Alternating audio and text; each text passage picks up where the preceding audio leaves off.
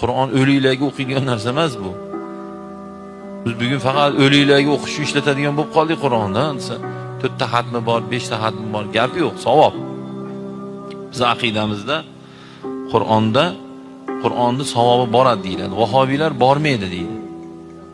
Bizda boradi. Maturidiy aqidasida Imom Azam rahmatullohi alayhining mazhabida Qur'on o'qilsa, ihson sadoqat qilinsa, albatta o'lganlarga boradi. Bunisiga gap yo'q, lekin o'zi asl Qur'on o'liklarga o'qish uchun emas.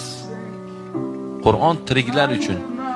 Siz o'lishingizga, men o'lishimga Qur'onning hukmi bizga tugaydi. Tugaydi. Qur'on mana siz tirik turibsiz eshityapsiz.